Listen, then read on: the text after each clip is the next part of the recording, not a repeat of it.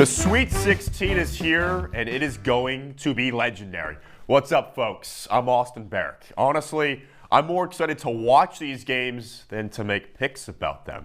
So take what I predict on the show with a grain of salt.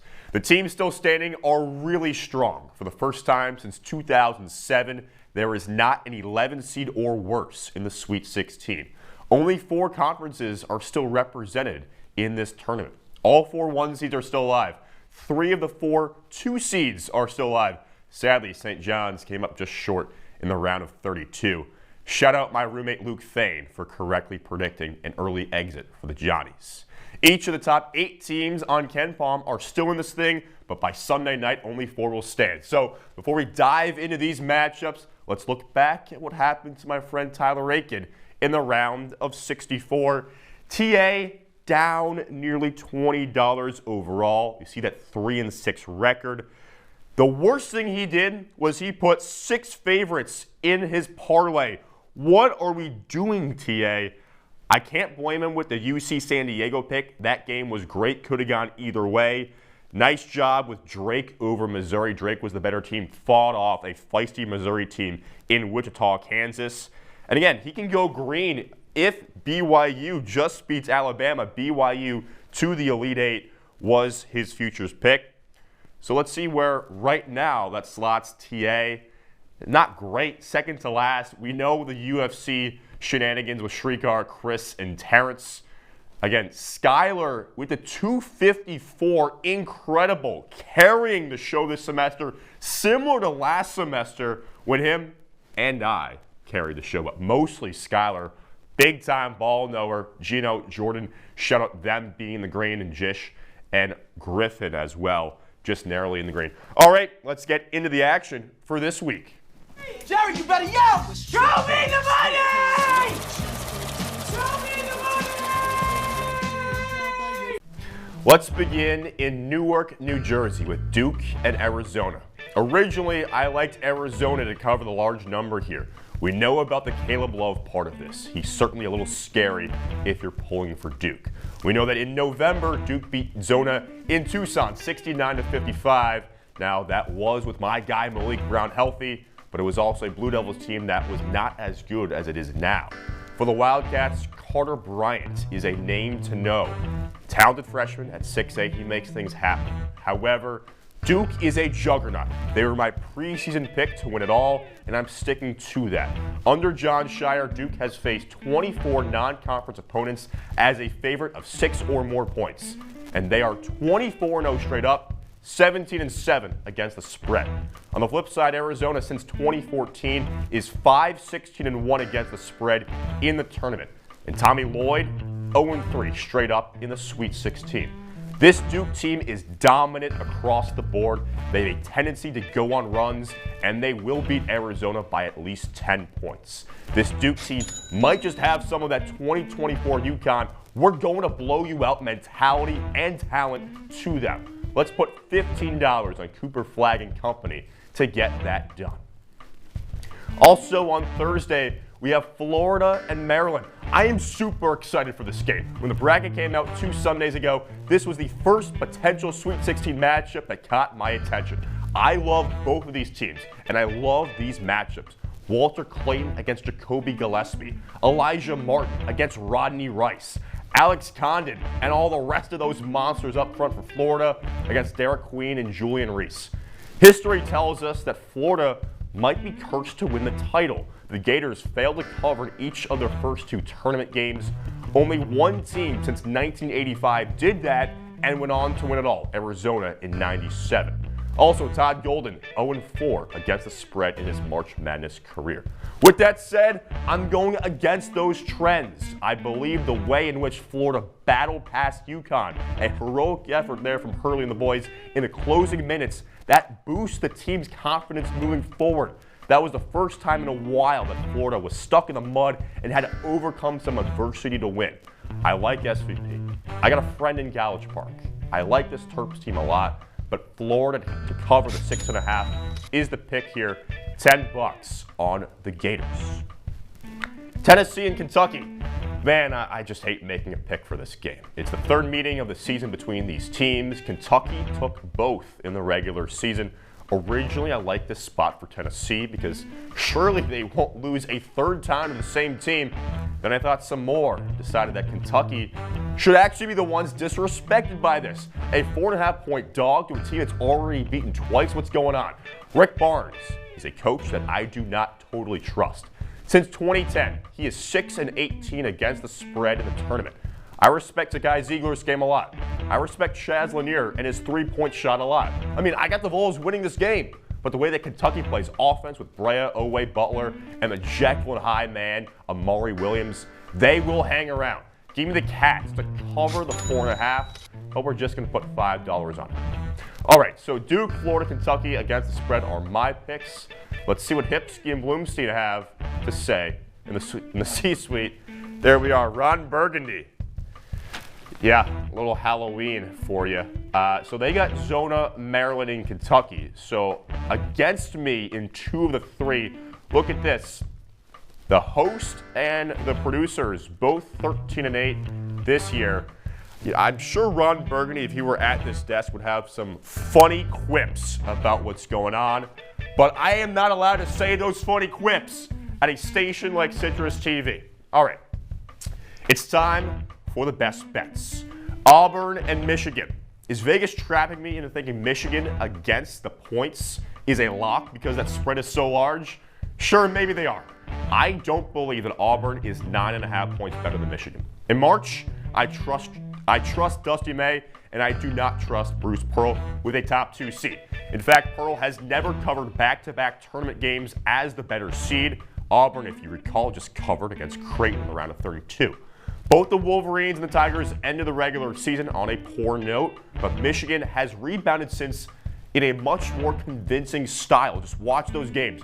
Broome will be forced to actually defend, given Michigan's 2 7-footers. That's an underrated storyline. Trey Donaldson spent 2 years with Auburn and is now having a nice junior year with Michigan and has become a trustworthy figure in these close games as of late. On the flip side, Chad Baker Mazzara is not somebody who I trust. That guy is such a live wire. I do respect Auburn's guards, Pettifer, Jones, and Kelly. But on the other side, Roddy Gale and LJ Kaysen are pretty good, right? Along with Donaldson, like I mentioned. I know I'm going against 2 of my roommates with this pick, but I'm placing $10 on Michigan to cover that large spread. Let's move to Arkansas, Texas Tech, a matchup where my heart and my head are on the same page. This has nothing to do with the Red Raiders. I believe they are a very good team. But the stars are aligning for the Razorbacks to cover the 5.5-point spread. 2 weeks ago in Nashville, me and some of my friends saw Arkansas take on Ole Miss in the SEC tournament. Tough loss for Arkansas, but they played well. More importantly, we were introduced to one of the sport's greatest characters, Boss Hog.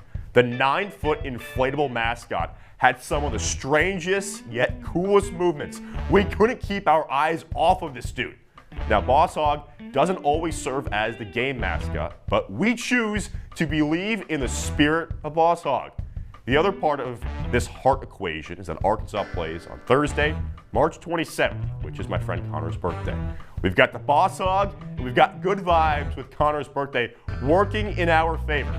Now, aside from all that, the Razorbacks are really good, and Calipari has his swagger back. Their best player, Edu Thiero, he's a special athlete. Boogie Flan, he's looked pretty good in his return this tournament and is actually not taken away from the rest of the team like some suspected.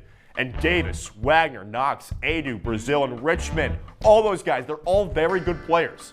Plus, the SEC is 28-13 against the spread as an underdog versus a non-conference opponent this season. If you're with me there. The best part is they have no pressure. It's the talent of a 2 or 3 seed with a legendary coach, and they aren't even expected to win on Thursday. I'm putting $15 on the Hogs to cover against the Red Raiders. All right, I usually hate betting totals because I'm always wrong with them, but Houston-Purdue first half under of 62.5 looked appealing, so I'm taking that. Houston's defense, especially out of the gate, is insane. They pressure their opponent tremendously. Purdue might be in shock early on, or at least the guy's not named Braden Smith. He's good. The game is in Lucas Oil Stadium, so there might be some depth perception issues going on, and both teams play slow. Purdue is nearly 300th in adjusted tempo.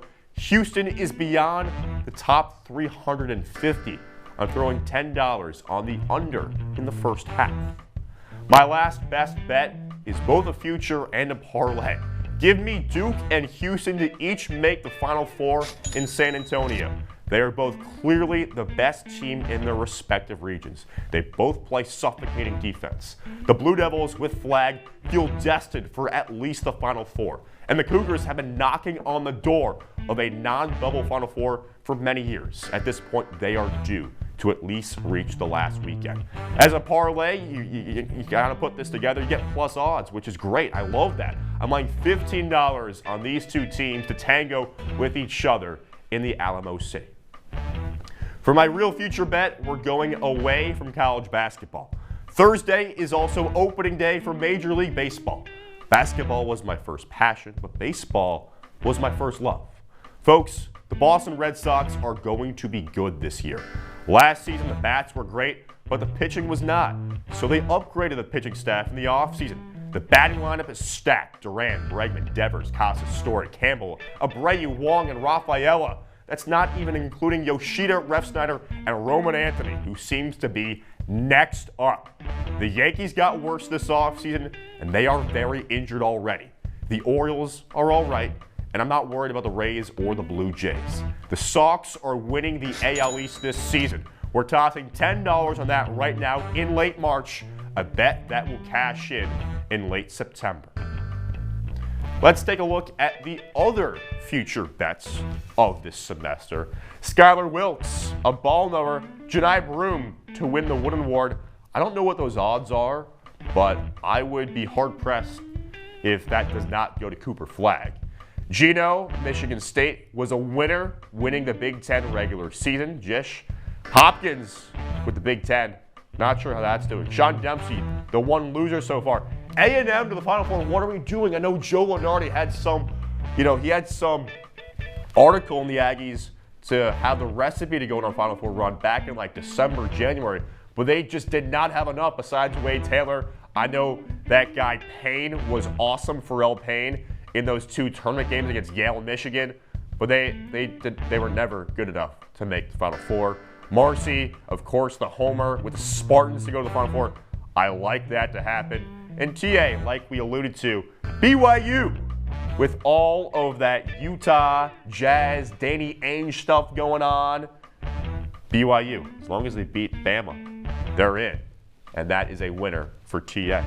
Okay, we move along.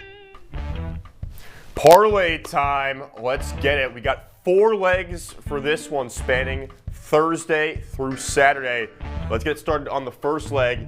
Thursday evening, Duke, they're going to win. This is no diss against Arizona or anything like that. I know it's a big number, but it's an easy one to get out of the way. You're going to feel good about it. Just 3 legs to go. So we go for the second leg. Again, a Thursday nighter. Arkansas with the spread. You heard earlier how much I love the Hogs in this matchup. Again, nothing against Texas Tech, but these two teams are a lot more even than what I think this spread indicates. Let's go down to leg 3. And this one, this brings you to Friday. And this gets a little interesting, right? So in the seeding era, get this, 70 teams in the Sweet 16 or later have played in their home state. All right, we got Houston, Purdue, right?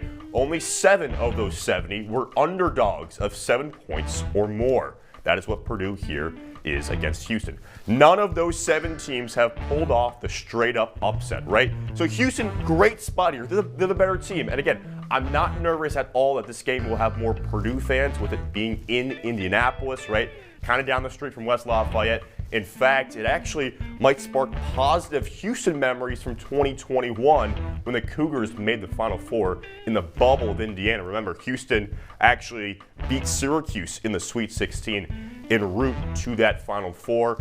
And then the fourth leg, let's go women's hoops action. Look, the reasoning for this one is not great. All right, I'll give you that. but I was a Juju Watkins believer. I thought USC would take it. So UConn women minus 13.5, 14.5, whatever you want to get. We got it right here, 13.5. I believe with the Watkins ACL injury, they're in the same region. This really opens things up for the Huskies to win that region. I think they're the favorite right now to win the title. So UConn, with all that experience, they will leap at this opportunity. No Juju, the path is clear. They will cruise to the Elite Eight past Oklahoma. $10 will win you nearly 60. These odds are about 475, 500 in that range. $10 here can profit you big time. All right, let's recap all of these bets. Starting off with Duke. I know it's a big number against Arizona. Arizona is a good team, but again, Tommy Lloyd hits a wall this time of the year. I like Shire, I like Duke, Flagg, Knipple, Malawach, all those guys. You know, I even expect Gillis off the bench to be an X factor. Duke, they will lead by 7 or 8. They will go on a kill shot run. They will win this game by 12 plus. Florida, Maryland, love this game. You know, I wouldn't mind seeing the Terps pull off the upset a little bit, although a Duke-Florida championship would be awesome for America. Florida, they got too many guys. They really had to go through a game that was necessary for their journey. Past the defending back-to-back champion UConn Huskies, the way they won that game with Walter Clayton spoke volumes about their team. He is a killer. Florida gets it done against Maryland. They will win by probably 8 to 10. Tennessee, Kentucky, too close, right? These two teams, it should be closer than 4.5. Kentucky's already beat them twice. Brea and those boys, they will keep it close. $10 on them. Michigan, Auburn, just too many points. Like I said, with the Duke thing, I know it's 9.5. You're going to think, okay, maybe Auburn, like Florida, they'll get back on track. I just don't think so. Michigan is way too good. They're actually more balanced than people give them credit for. It's way beyond the 2 7-footers in Wolf and Golden. They have a good team. Dusty May, good March coach. And Arkansas, Texas Tech, perhaps my favorite of all these bets. We mentioned all the Boss Hog stuff. It's Connor's birthday. $10, Arkansas with the 5.5 against a good Texas Tech team. We move on. Houston, Purdue, the under in that first half. Again, it's going to be weird. I think they're like putting that stadium in half, almost like the Dome here in Syracuse. But this is obviously a larger building with Lucas Oil Stadium. So the shots might be off there. And Tugler, man, Houston gets after it defensively. Purdue might be in a bit of a shell shock early on. Duke and Houston to make the Final Four. I like it a lot. Like, sure, Bama could get there, I guess. But Bama beating this Duke team, I don't see it. This Duke team is a special one. Tennessee, some people like Tennessee, but Houston's just a better version of what Tennessee is. And I like Kelvin Sampson a whole lot more than I like Rick Barnes. The Sox, baby. The Sox. This might be the Sox' year. They could go to the World Series, I'm not going to lie. But plus 250 to win the AL East. Again, the Yankees, it's a thumbs down for them. It's already, again, bias aside, the Red Sox had a much better offseason than the Yankees. The Sox will win the AL East. And then a little parlay. Duke, money line. Arkansas spread. Houston, money line. And the UConn women's team will beat Oklahoma as well. That'll get you to around a plus 475, 490 range. Okay, folks, those are the bets. If you tail them or fade them, be responsible. But most of all, enjoy these games. It might just be chalk, right? That might be the theme of this year, but at least that means tremendous basketball. See ya.